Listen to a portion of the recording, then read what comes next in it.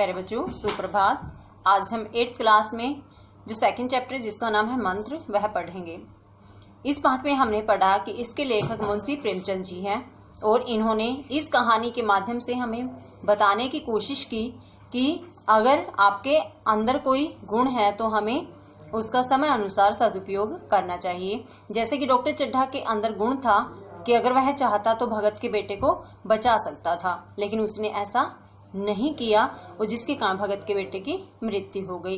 तो यहाँ मुंशी प्रेमचंद ये भी बताना चाहते हैं कि जो समय है बड़ा बलवान होता है। अगर आज किसी पर विपत्ति आई है और अगर दूसरा उसका मजाक उड़ाता है तो समय बड़ा बलवान होता है, तो वह समय उस व्यक्ति पर भी आता है जिसने मजाक उड़ाया हो।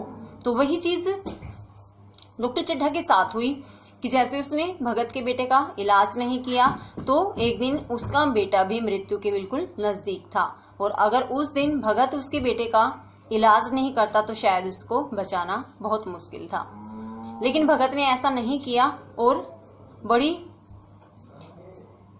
ही मन से डॉक्टर चड्ढा के बेटे का इलाज किया और उसको ठीक किया, क्योंकि वह उस दुख को जानता था जो उसको पहले मिल चुका था कि अगर एक ही बेटा है और वह भी अगर ना रहे तो हमें कितना दुख होता है।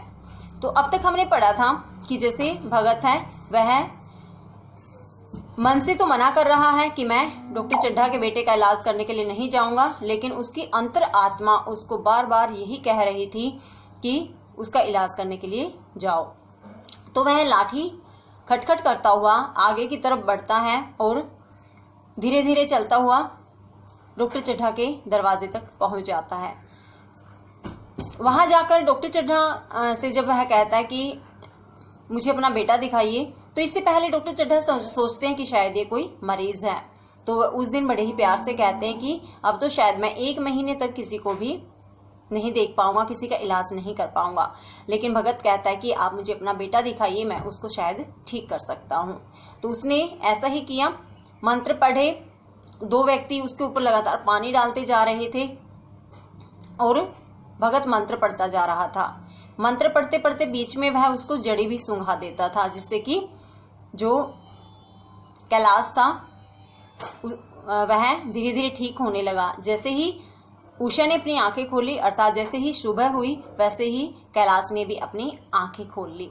तो इससे आगे पढ़ते हैं कि क्या जो डॉक्टर चड्ढा था जिसने कि 10,000 तक देने का वायदा किया, क्या वह उसको पैसे देता है, भगत लेता है, नहीं लेता है। तो आज हम पढ़ेंगे कि इसके बाद क्या होता है। इसके बाद जैसे ही कैलाश आंखें खोलता है तो कैलाश की माँ दौड़कर भगत के पैरों में गिर पड़ी। तो कैलाश की माँ भगत के पैरों में गिर जाती है। डॉक्टर साहब बड़े श्रद्धा भाव से भगत को देखते हुए उसका यश गाते हुए फिर रहे थे, और डॉक्टर साहब बड़े ही श्रद्धा भाव से यानी बड़े ही सच्चे मन से भगत की तरफ देख रहे थे, और उसका यश यानी कि देखो इस आदमी ने मेरे बेटे को ठीक कर दिया, इस तरह का यश उसका गाते फिर रहे थे। पर भगत का कहीं पता नहीं था। लेकिन भगत कहाँ चला गया किसी को भी नहीं पता था। नौकरों ने कहा अभी तो यहीं बैठे चिलम पी रहे थे। जो उनके घर में कहार थे, जो नौकर थे, वे कह रहे थे कि अभी तो वे यहीं बैठे थे और चिलम पी रहे थे। हमने तंबाकू दिया तो नहीं लिया। और वे कहते कि जब वे चिलम पी रहे थे तो हमने उनको तंबाकू दिया। तंबाकू होता है चिलम में जिसको डालकर पिया जाता है। तो वे कहते कि हमने दिया, लेकिन उसने लेने से मना कर दिया। अपने पास से तंबाकू निकाल कर चिलम भरी। उसने अपने पास से ही तंबाकू निकाला और चिलम भरे। यहाँ तो भगत की चारों ओर तलाश होने लगी। तो चारों तरफ उसको ढूंढने लगे कि भगत कहाँ चला गया। और वहां भगत लंबे लंबे डग भरता हुआ बुढ़िया के उठने से पहले घर पहुंचना चाहता था। और भगत लंबे लंबे डग यानी कि कदमों को बोले जाते हैं, लंबे लंबे कदम आगे की तरफ भरता हुआ अपनी पत्नी के उठने से पहले अपने घर पहुंचना चाहता था। जब मेहमान चले गए तो डॉक्टर ने नारायणी से कहा बूढ़ा न जाने कहाँ चला गया। जब मेहमान सारे चले जाते हैं तो डॉक्टर अपनी पत्नी से कहता है कि पता नहीं वह बूढ़ा व्यक्ति कहाँ चला गया। एक चिलम तंबाकू भी नहीं लिया, मतलब जो तंबाकू दे रहे थे चिलम पीने के लिए उसने वह भी नहीं लिया। नारायणी बोली, डॉक्टर चड्ढा की पत्नी कहती है मैंने सोचा था कि इसे कोई बड़ी रकम दूंगी।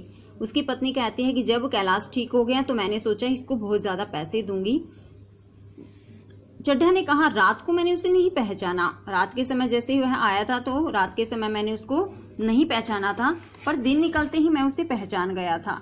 लेकिन जैसे ही दिन निकला मैं उसको पहचान गया था। एक बार यह एक मरीज को लेकर आया था।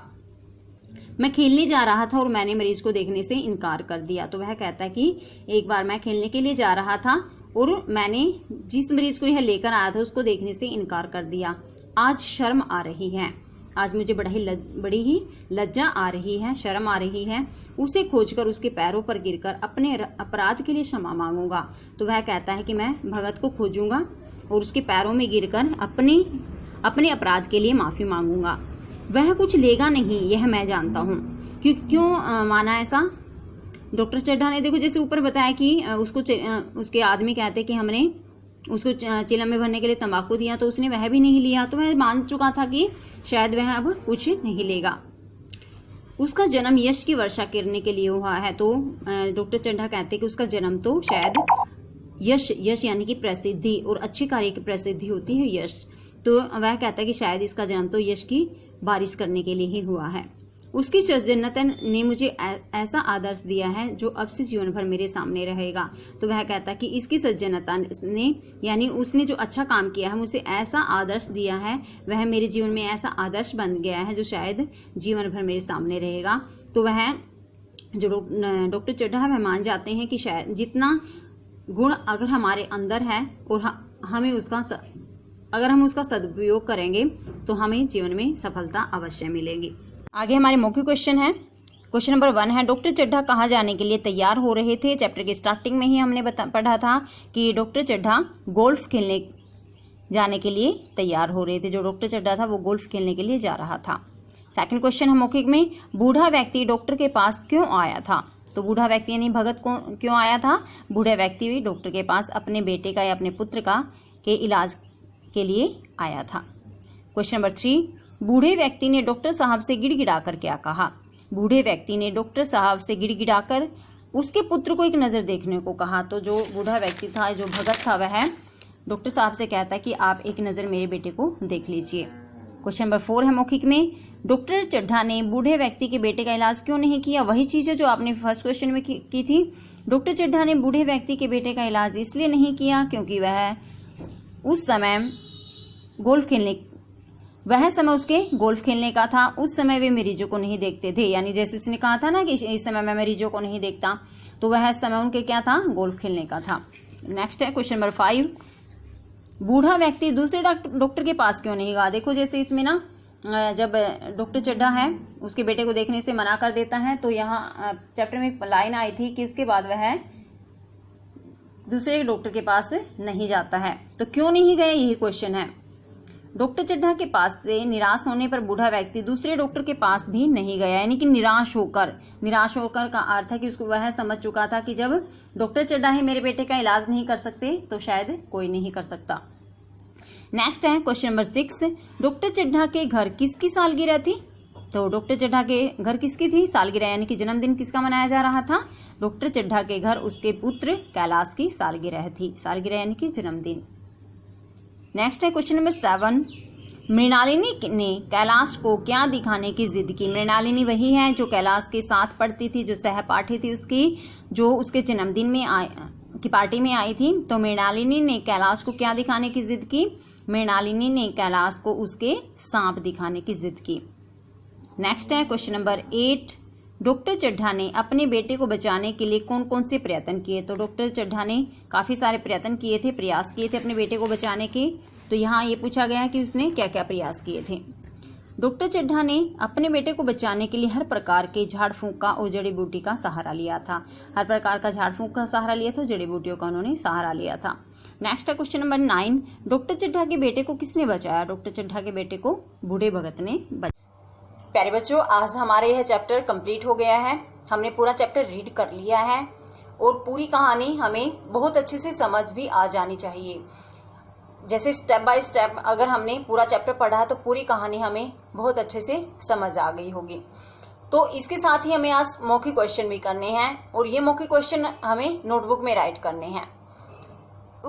इन सभी मौखिक क्वेश्चन में वो सारी बातें हैं कि डॉक्टर चड्ढा कहाँ खेलने के लिए जा रहे थे, गिड़गिड़ाकर उन्होंने क्या कहा, डॉक्टर चड्ढा ने भगत के बेटे का इलाज क्यों नहीं किया। तो ये सारी बातें वही हैं जो हमने चैप्टर में पढ़ी है। ये सभी मुख्य क्वेश्चन आपको 9 के 9 क्वेश्चन आपको नोटबुक में राइट करने हैं। आज हमने जैसे इस चैप्टर को पढ़ा तो हमने इस बात को बहुत अच्छे से समझ लिया कि समय अनुसार हमें भी अपनी गलत धारणाओं को, गलत सोच को बदल लेना चाहिए, जैसे कि भगत ने किया। अगर वह भी डॉक्टर चड्ढा की तरह ऐसे ही सोचता कि इसने तो मेरे बेटे का इलाज नहीं किया था, मैं इसके बेटे का इलाज क्यों करूं, तो शायद कैलाश को भी बचाना बहुत मुश्किल हो जाता, क्योंकि वह मृत्यु के बिल्कुल नजदीक जा चुका था। लेकिन भगत ने ऐसा नहीं किया और अपने गुणों के आधार पर, क्योंकि उसमें वह गुण था कि वह अगर किसी को सांप ने काट रखा हो तो वह बहुत ही जल्दी से उसका इलाज कर सकता था, तो भगत ने भी अपने गुणों के आधार पर डॉक्टर चड्ढा के बेटे का इलाज किया। तो आज हमें चैप्टर रीड करना है जो आपको आज वीडियो में दिया गया है, और इसके साथ साथ मुख्य क्वेश्चन आपको अपनी नोटबुक में बहुत अच्छे से राइट करने हैं। धन्यवाद।